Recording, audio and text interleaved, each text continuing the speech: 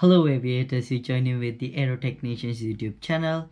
Here we are going to look at few factors which will help you to get a first class honors. So I brought few professionals now who were students who were able to get a first class honors. So without further ado, let's get to the video.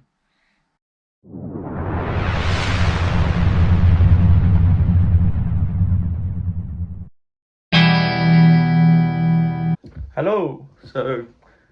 Quick introduction to me. My name's Dan. I studied a aeronautical engineering degree with Dino, and graduated last year, 2021.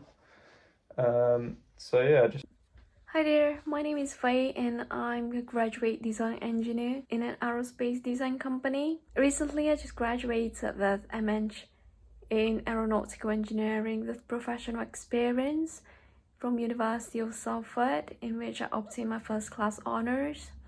Today I've been invited to share with you on how I get my first class honors, in hope that my tips and tricks will help you to get your first class honors as well. Hello, my name is Aaron Kitan. I work at the Nuclear Decommissioning Authority as a sustainability advisor, and I studied chemical and nuclear engineering at university. That's at University College London, at Imperial College London as well.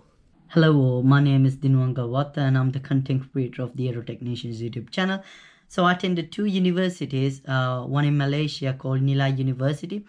Here I graduated with a diploma in aircraft maintenance engineering with a 3.92 GPA, and followed by I extended my studies at the University of Brighton. Graduated with a first in aeronautical engineering. Yeah, I mean, you have to plan what work you're going to do each day. For me, it was very much whatever lecture I had in the day, I try and study the same subject throughout that day. So if I had something like, I don't know, avionics and propulsion on a Monday, I try and study avionics and propulsion the whole Monday, do the lecture, and then I'd sort of already be in the thought process of that subject, if you like. So it was that flowed quite nicely for me. I don't know if it would flow nicely for someone else, but that's what I thought was best. And obviously, you can have more than one subject in a day. But if you do, then it's just, I sort of split it into half and half. So if I had two subjects, study one in the morning, have the lecture in the morning, then have a break and then study the second subject in the afternoon with the lecture, and so on like that. And that was pretty much how I did it the whole time. Throughout the year, whatever subjects I had, and then on days off, I would top up whatever I thought was priority in order of my days off. So if I had a Tuesday, Wednesday off or something, I'd study whatever I really needed to on a Tuesday all day, and then Wednesday, whatever else. So yeah, that was my sort of planning and organisation structure. Not much to it, but it's what I did. And it worked quite well. So no doubt, as students, you'll always be buried with assignments, and sometimes you just get assignments with crazy deadlines. But you also need to be thankful with these assignments, because it's your chance to shine with your time management skills. So how do you go about, shining your time management skills? How do you train it up? First thing first, you can prioritize the work by their deadline, and also by seeing the complexity of the work. How do you determine the complexity of the work? That's when you need to, thoroughly sit down and look what are the requirements of the work, or what are the requirements of the assignment, by reading the assignment brief. And when you are able to determine what is needed in the assignment, you are able to create a long, exhaustive list of things you need to do in the assignment in order to finish up the assignment. So basically, you break down the big tasks into smaller tasks. So to sum up, first thing, you prioritize your work with deadline. Second thing, you know the complexity of the work and you break down the big tasks into smaller tasks. I hope this trick will help you, and let me know if it helps you. So I was really fortunate to get a first-class degree in both my degrees that I did in my undergraduate and masters.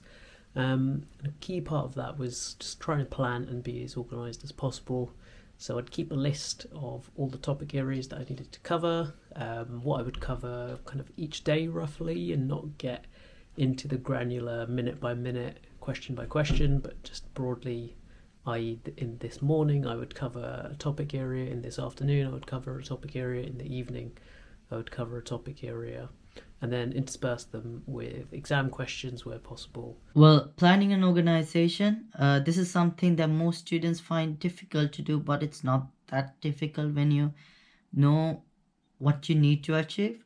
So also you need to understand your strengths and your weaknesses.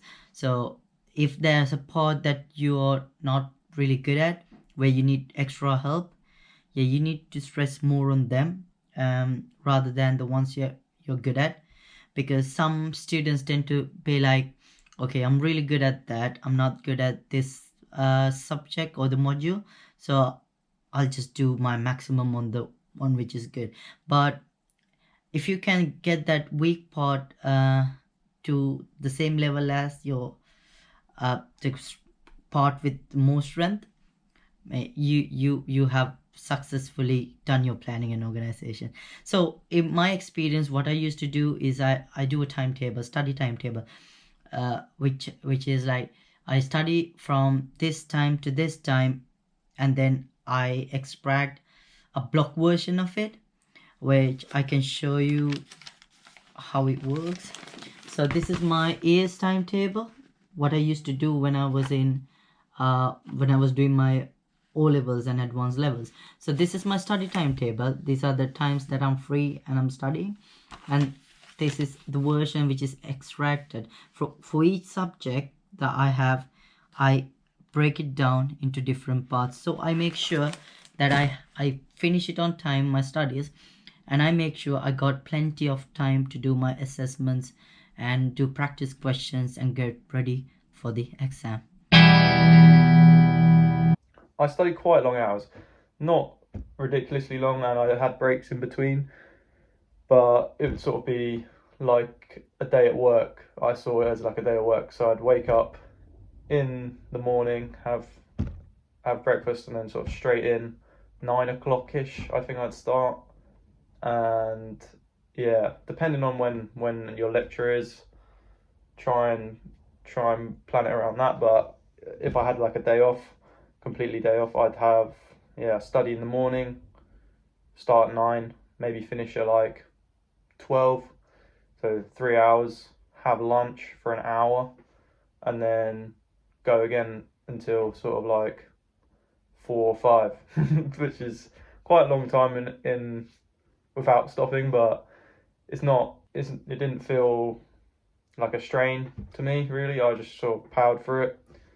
And yeah, once it's done, then you can chill out in the afternoon. I didn't like studying late at night, preferred it in the morning a lot more. So by the time of like 4 or 5, I think towards the end, maybe like 6, 7, but yeah, 4 or 5, I'd sort of stop, and then that would be it. I'll be done, and then I'd carry on the next day. So what worked for me really well when it came to cramming before the exams, it was quite long days for sure. We would study for about maybe 12 or 15 hours in the day, and this is when it was getting really close to the exam, and I don't think it's physically possible to actually study that much. So I'd get up, start studying for 6 and study until 11 at night, but I'd work in 1 to 2 hour sessions. If I was absorbing information, then it was much harder to do that kind of period of time, but when you're doing exam questions and just doing papers, it's much easier to just get into the flow, especially after a little bit of time. So I'd normally do about 45 minutes, 15-minute break, 45 minutes, 15-minute break, and then have a longer break after each 3 hour period. And that worked quite well for me. It was hard going, but it did work, and it definitely is easier when you're changing it up, doing questions, reading, writing, etc. So one of the methods I used during my studies is a technique which I adopted from my sister. So it's basically teaching stuff. So what I do, I have a portion to study. I study it, I try to understand the logic, and I transfer them to a short note. And after a while, when I'm confident with those short notes, I actually take my whiteboard out, start writing things, and I repeat what I did without looking at my short notes. And after that, I cross refer with my short notes, whether I have covered the points. And if I forget something, like say one bullet point I forgot, I'm actually going to write it down in a red pen. So this way, I was writing, reading, and also remembering. This allowed me to absorb more information and remember it. So this is one of the ways that I used all the way from my ordinary levels to my university level to study and retain it in my memory. And also the other things that I used is like, yeah, of course, with time, I went into a self-study phase, and then we got questions to practice. So, and also making short notes, stuff like that. And of course, I get bored sometimes. So the only thing I do is like go onto my computer, switch on YouTube, and then watch lectures. There's massive number of lecture videos on YouTube that you can watch under a subject. So these are the methods I use during my studies. The main trick I used for for writing my essay and assignment was using the reference generator. That's a really good one. I can't remember the website exactly what it's called, but it's where if you have a reference, you just copy and paste the link into the website, and it just gives you the how to write the reference essentially nice and professionally. That was my best trick I used. But yeah, I would say don't leave your writing your essay too late, because then you're rushing it, and it's just, you don't want to do that. You want to sort of nibble away at it over a long time, and then eventually it gets done. And then the longer you leave it, the more you're thinking, oh, I need to start, and then you just never start. So once you've started, that's the hardest part out of the way. Just get it started, and then you can just nibble away at it constantly. But yeah, make sure you know your deadline, and yeah, definitely start writing it a good time in advance. My dissertation experience was not very good because it was done mostly over a few nights, close to the deadline. So I'd recommend doing as much as you can early on to lessen the burden on yourself. Work out the hard bits first, and then that makes your life a lot easier. Tips and tricks of essay writing, assignments, and dissertation.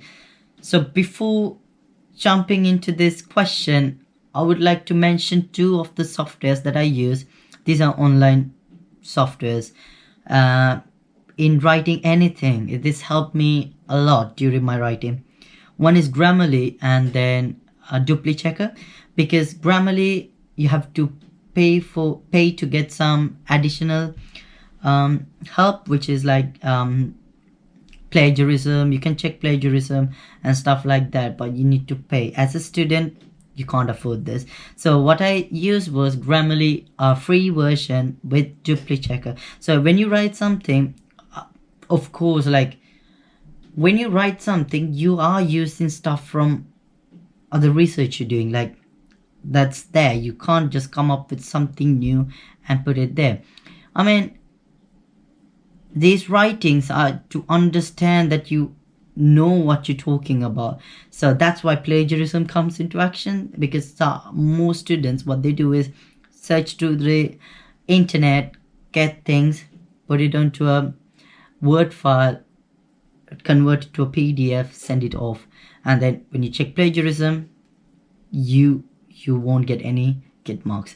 So this is it. So plagiarism is something you should avoid. So what I did was like I used duplicate checker to find any plagiarism, and I read stuff, change it to my words, and then that's how I usually write a context. And also when it comes to assignments, I use loads of reference books, and also I use these things I learned from reference books and I join it with stuff I learned from lectures, in a way. So when the lecturer, or when your supervisor, when he looks at things, he know that you have used different sources to get an assignment done. And also dissertation, one good tip with writing dissertation is to use a proper template given by your university, or you can download many templates from Google. So these are some of the things, that tips and tricks that I use during writing. And also one more thing, always use your matrix, because like universities, they give you a matrix from getting a fail to getting a first class honors, what they expect out of you.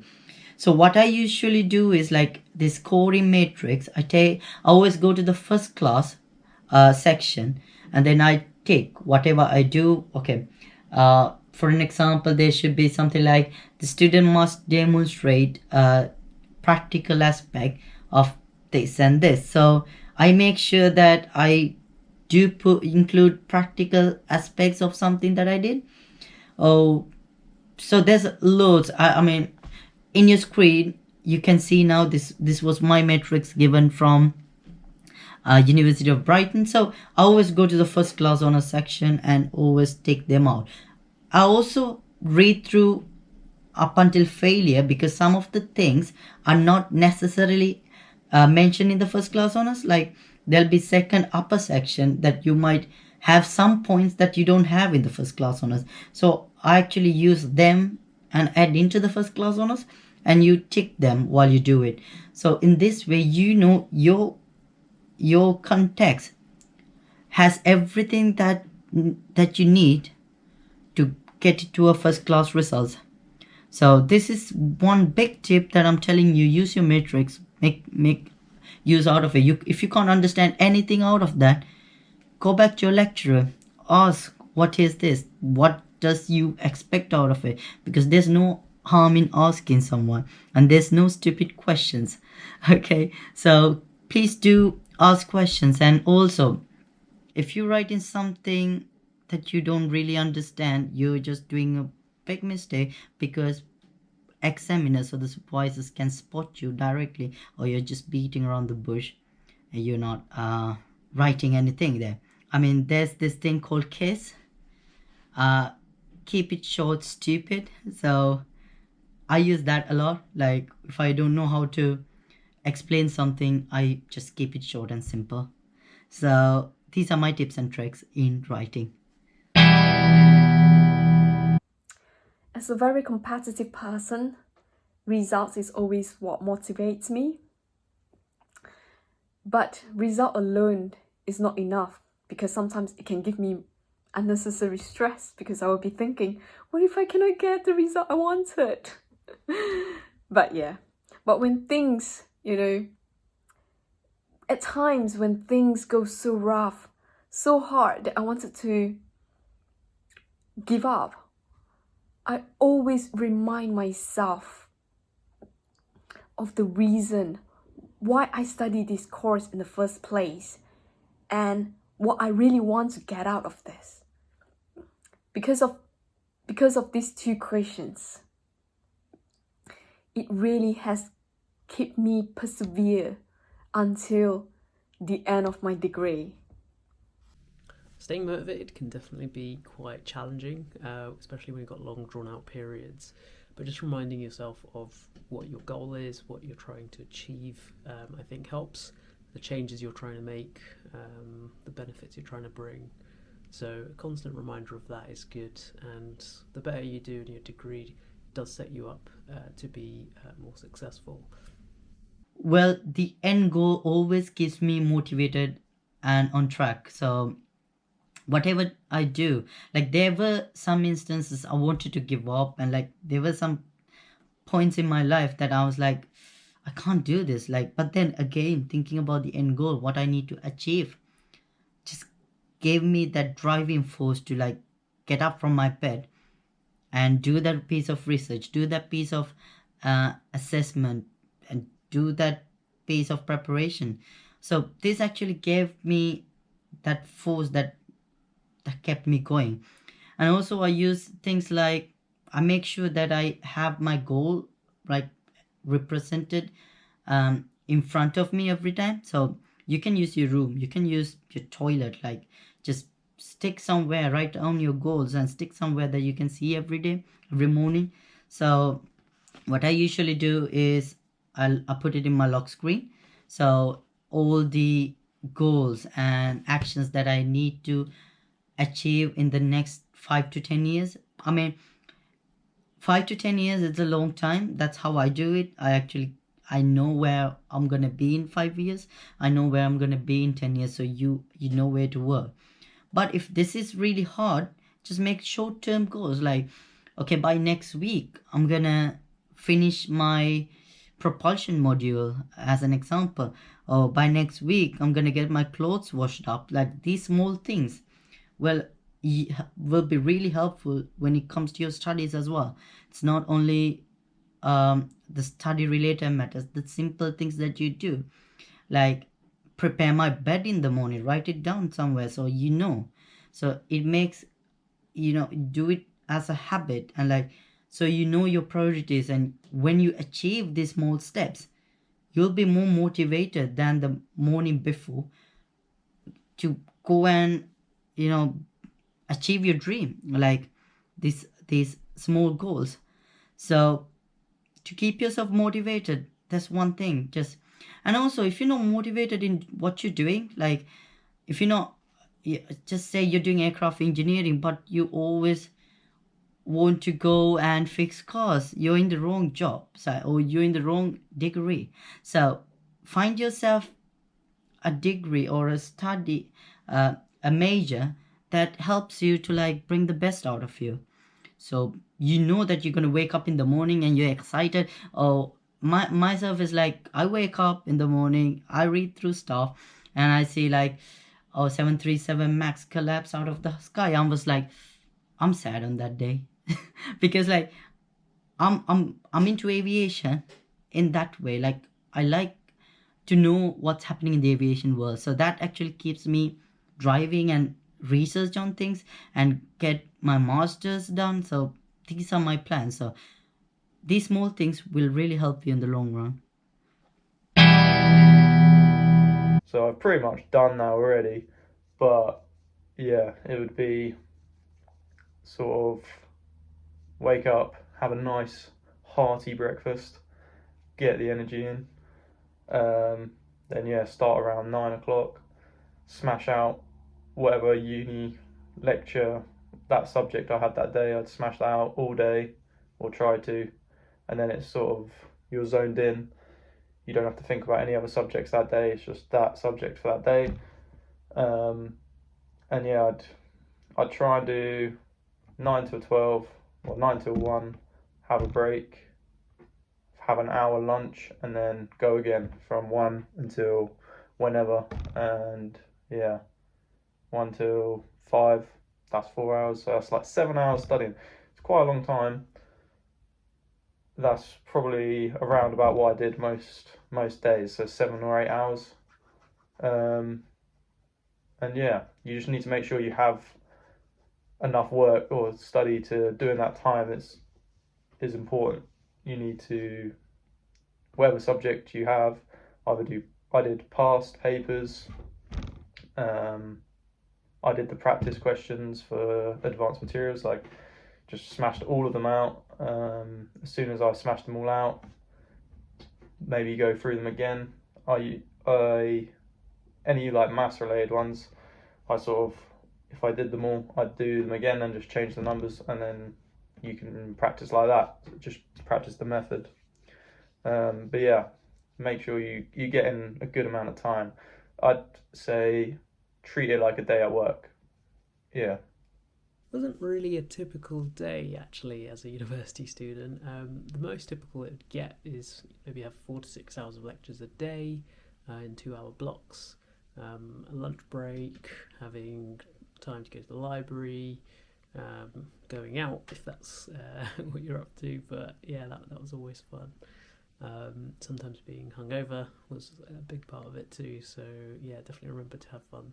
A typical day in the life of a university student. So I'll share my personal experience, what I used to do. So I start my day with a big cup of coffee, and then what I do is a quick revision session. I usually also do it like at the end of the previous day, or you take 20 to 30 minutes to go through what you have in your lecture class in that morning. So you revise yourself and you know what the lecturers are going to talk about that day.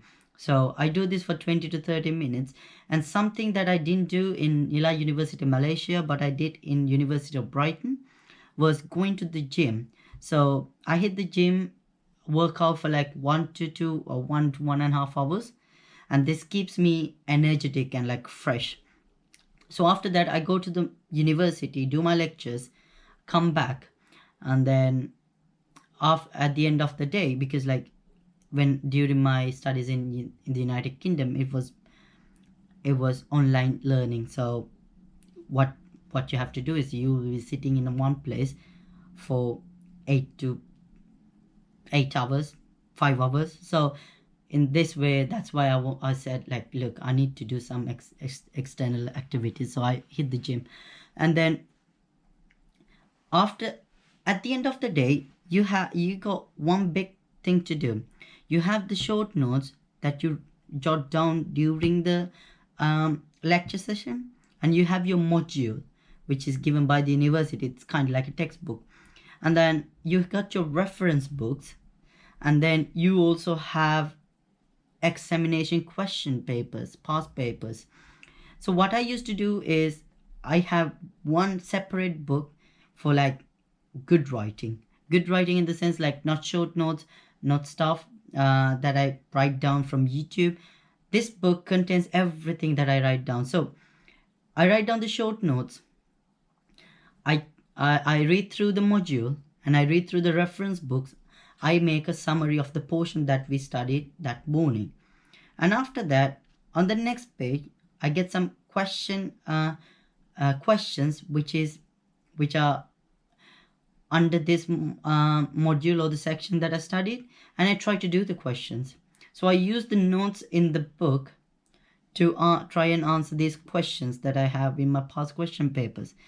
If I can't do it, the next day you have something to ask your lecturer.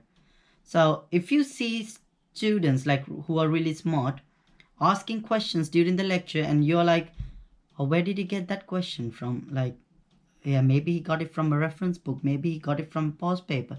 So these are the things you have to. I know this takes time. That's why you got Saturday and Sunday. You got whole 2 free days just to put your head in it and get these short notes done. So at the end of the year or the semester, you have a good book which covers everything, and then you're ready for your exam.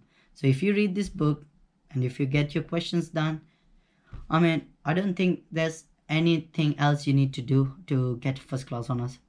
So that's a typical day in the life of a university student, or my lifestyle.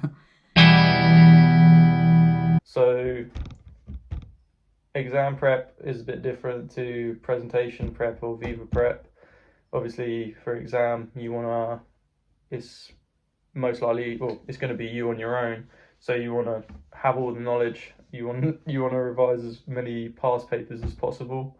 Try and get as many questions in that you'll recognise as possible. So when you come to the exam, you can look at it and think, I've done it before, so it's easier.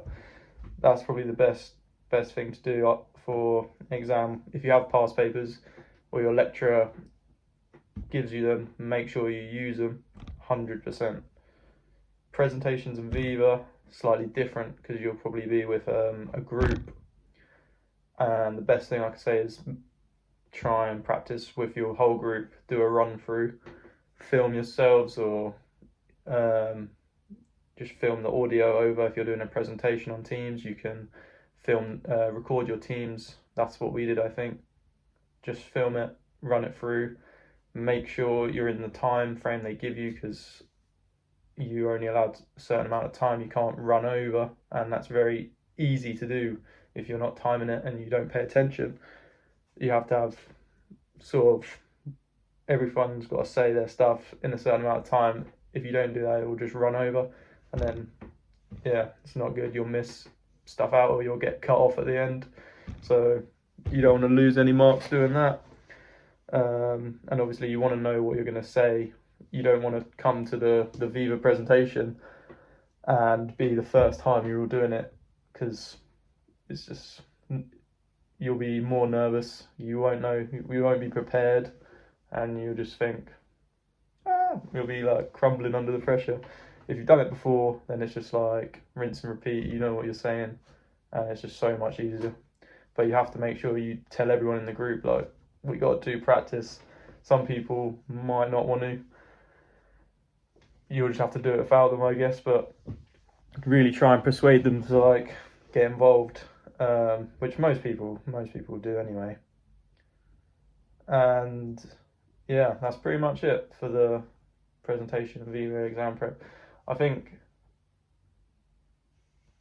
you know which exams you're going to do better in and which ones you're going to do worse in. So if you know you're going to do well in one, obviously revise it, but concentrate on the ones where you're more maybe you're lacking a little bit behind. Try and smash them out, and you want to be confident in all of them, essentially. The fourth question is, how do you prepare for examination? I'm a firm believer, if you don't plan to succeed, you plan to fail, because Rome is not built in a day. You can't expect your brain to be able to cram all those course notes a night before, and then you go to exam and you expect yourself to pass. Maybe you can do that in your high school, but definitely I highly doubt you can do that at university level.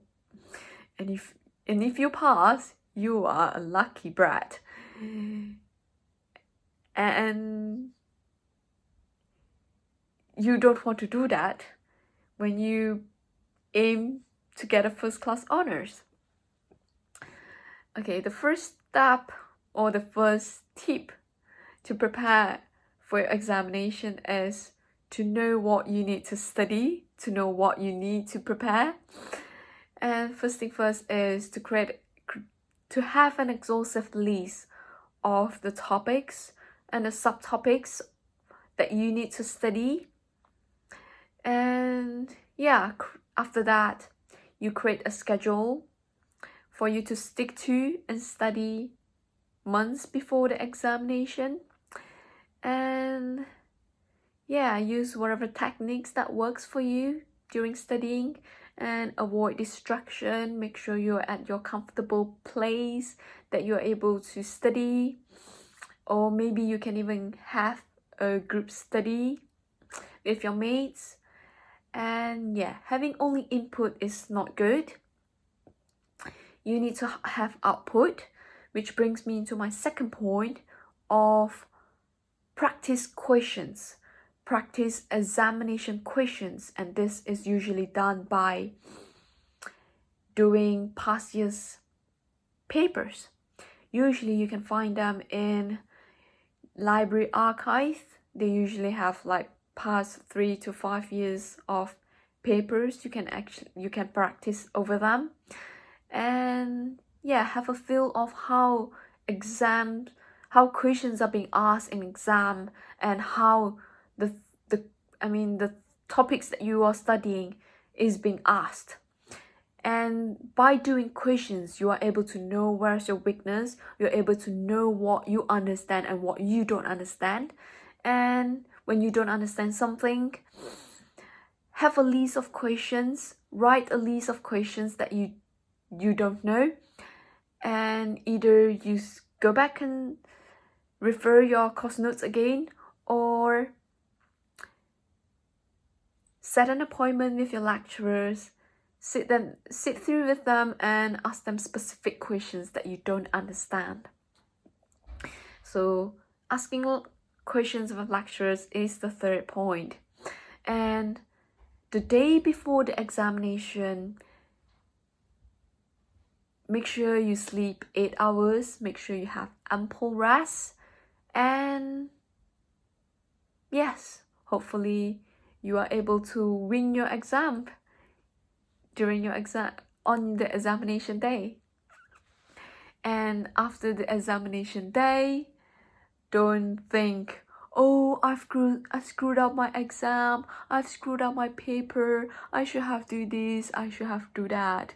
No, don't do that, because you need to focus for the next exam. If you have done your best, that's it. Close the chapter and just focus on what's next. When it comes to presentations, exams, everything, it ultimately comes down to one saying: you either fail to prepare or you prepare to fail. So always prepare, put the amount of time in, put the work in beforehand. It will pay off and it will be worth it. So that's my key piece of advice. Just make sure you've done the necessary preparations as much as you can, and don't beat yourself up if you fall out a few hurdles. It happens to all of us, and we wouldn't be where we are. It makes you stronger, and you know how to combat those challenges next time. So if anything goes wrong, not to plan, don't beat yourself up. Just pick yourself up and carry on. So examinations, as I suggested in my last question, how do you prepare your good book? So you have that. If you do it, you have that, and you get all your past examination questions, and now you're trying to prepare for the examination. Now you're not at a phase that you're really going to study, because that phase you have done and you have a book of it, and like you can just go through the books, and by this time you should have it in your brain already. It shouldn't be like 100% of the content in the book will be in your brain, but if you do repetitive studies, you know that you have the basic understanding. You get your past papers, the questions, you read through the questions, try to answer it with your good book, and then you answer those questions. And if there's a point that there's a question that you can't answer, the main thing that you need to do is use that question to make a short note in your book. So you cover that as well. And if you don't know the answer, you can head back to your lecturer and ask how to do it.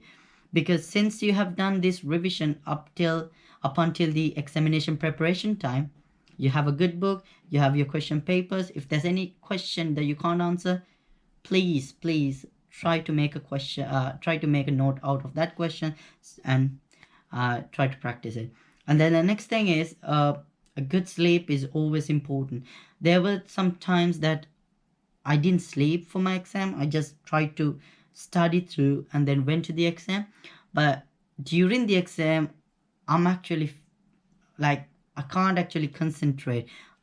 I got everything in my head, but then I'm too sleepy. So to avoid this and to have a fresh memory, you have a good 8 hours sleep, please.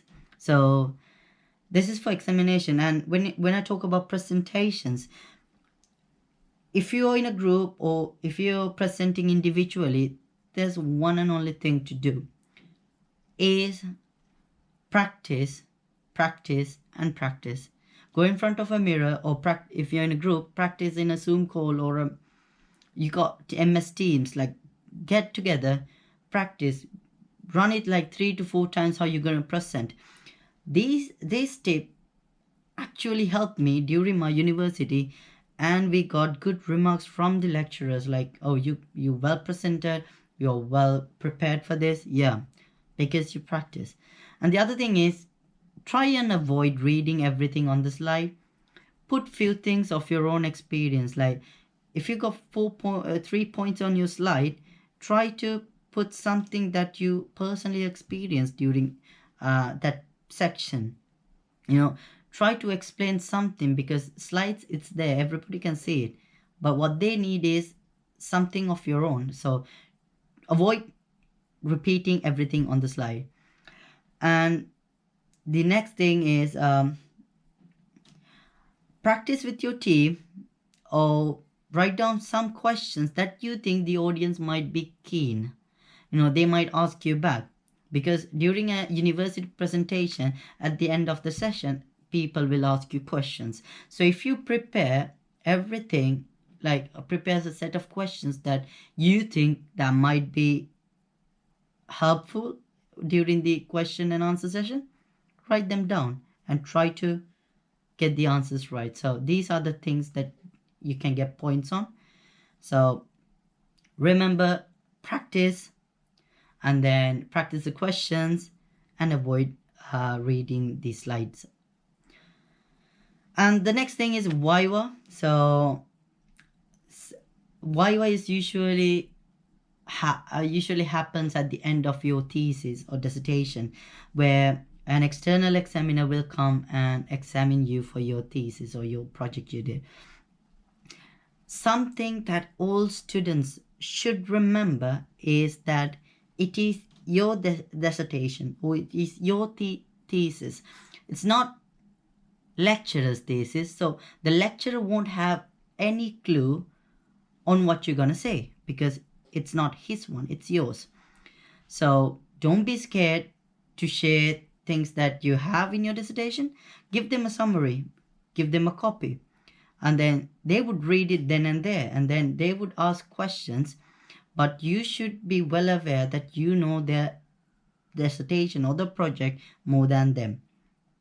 So just like presentation, prepare what you're going to say during the viva, and prepare all the questions that they can ask you. And then if you don't know it, don't say it. If you don't know something, just don't say it. Just say that you don't know, but back them up with research that you did.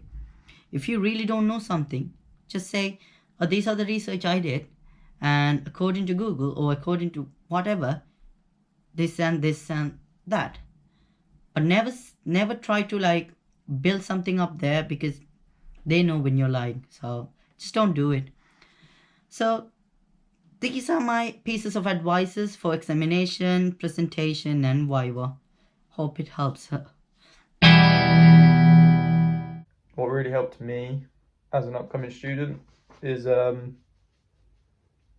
definitely thinking, oh, I'm going to fail, because that's my mentality, or that was my mentality for the whole year pretty much, was I'm definitely going to fail. I need to try not to fail. That was my mentality pretty much. I failed at A levels, so from that past experience, I sort of was like, I don't want to fail again. It's not a good feeling to fail, so that was sort of my mentality. I was like, if I don't try, I'll definitely fail, so try as hard as possible. And I think even if you haven't failed before, you want to think that you want to feel like you're going to fail, because that way you'll try your best, essentially. If you're confident and you're really overconfident, you think it's going to be easy, I'm going to pass, it might work for you. But I think if you think like that, you're not going to try as hard, because you'll be thinking, oh, it's easy, like I don't need to revise for 8 hours a day. You do. Or it's better than revising for 2 hours a day, you know what I mean? You'll do better if you think you're going to fail. So if you can try and trick yourself into thinking that, definitely will benefit you in the long run. Other advice, just try not to prioritise working, because I worked throughout my degree, and I only worked 3 days a week, but towards the end, I mean, obviously some jobs are different to the one I was doing. They were right when I said I didn't want to do 3 days, I wanted to do one, so I only did 1 day a week towards the end, but 3 days throughout the whole year pretty much, but no more than that. I wouldn't do more than 3 days of work if you're studying a degree full time. I mean, you can, some people smash out, and that's fair enough, but yeah, for me, 3 days working and then revising afterwards, and the rest of the time, that had me pretty much full schedule for pretty much the whole week. So yeah, if you can, try not to prioritize stuff like work. It's only for, you know what I mean, a short period of time compared to your working life, so you might as well prioritize the degree, and then whatever job you're doing, you're probably not going to be doing it after your degree, so it's only a bit of money, which at the end of the day, it doesn't really matter if you're going to go on to do bigger and better things. So yeah, that's pretty much all the questions from Dino. So yeah, cheers Dino, and I hope this helps in your video. Be open, keep learning, and enjoy your student's life, and make sure you make the most out of it, because I would say that is the best years of your life. If you do not know what you want in life, just throw yourself to try out everything so that you are able to know what you don't want and what you don't like. And I hope you enjoy what you will be studying, and yes, all the best in everything. Bye. Be curious. Find out what tickles your brain. Find out what you like to do. Find out what makes you ask questions. That is what will keep you learning and help you be successful. And if you haven't found that yet, don't worry. Just keep an eye on what does keep you interested. One good advice that I can give every one of you is, like, all the steps that I mentioned and all the steps that my colleagues mentioned, just sleep on them and then just try to find your way. And if you follow these tips, I can assure you, and I think my colleagues will agree with me, you will go for a first class honors. It's not that hard if you do your prep work properly. It gets hard when you leave everything to the last minute. That's when it gets hard. So good luck in your studies, good luck in your bachelor's or master's that you're doing, and I wish you all the best. Get a first class honors. Thank you for watching my video. Don't forget to subscribe, comment, and share the video. Share this knowledge and let your friend know how to get a first class honors.